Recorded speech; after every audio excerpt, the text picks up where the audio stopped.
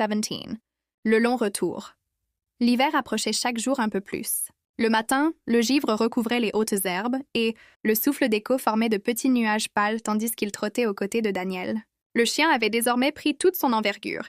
Ses mouvements étaient à la fois puissants et souples, empreints de l'assurance silencieuse d'un gardien.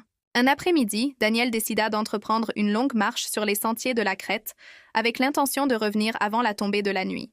Ils voyagèrent léger, un peu d'eau, une corde roulée et le bâton de marche de Daniel. Echo, impatient, bondissait en avant puis revenait sur ses pas, comme pour presser son maître d'avancer.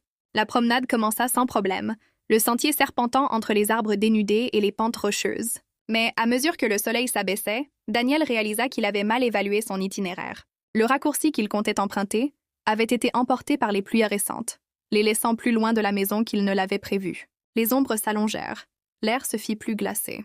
Daniel soupira. « Le retour va être long, Echo. » Le chiot leva la queue, puis se serra contre la jambe de son maître, comme pour lui dire qu'il était prêt. Ils reprirent la route, mais celle-ci s'avérait plus pénible que Daniel ne l'avait cru. Les pierres instables le firent trébucher plus d'une fois, et l'obscurité gagna vite du terrain. Ce fut Echo qui guida désormais. Son flair et son instinct lui firent choisir les chemins les plus sûrs, écartant Daniel des passages douteux. Quand l'homme glissa sur une pente raide, Echo se plaça fermement à son côté, l'aidant à reprendre appui. Chaque fois que Daniel faiblissait, le chien était là, silencieux, infatigable, constant. Des heures plus tard, épuisés et transis, ils aperçurent enfin au loin la faible lueur de la maison à travers les champs. Le soulagement envahit Daniel, mais ce qui le frappa surtout fut la présence d'Echo, trottant toujours fidèlement, comme s'il avait porté la force de son maître quand celui-ci la perdait. De retour sur le porche, Daniel s'effondra dans sa chaise, vidé. Echo s'assit devant lui, le regard brillant sous la lune, sa respiration encore régulière malgré la longue marche. Daniel posa la main sur son compagnon, ému. « Tu es plus qu'un protecteur, Echo, » souffla-t-il. « Tu es mon partenaire.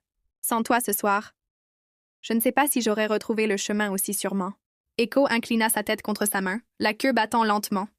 Pour lui, il n'y avait pas de doute. Protéger Daniel, dans le danger, dans la fatigue, dans les épreuves, c'était sa raison d'être. Ensemble, ils observèrent la nuit descendre sur les champs, leur lien plus fort que jamais. S'il vous plaît, partagez cette vidéo puis abonnez pour les restes épisodes. Merci.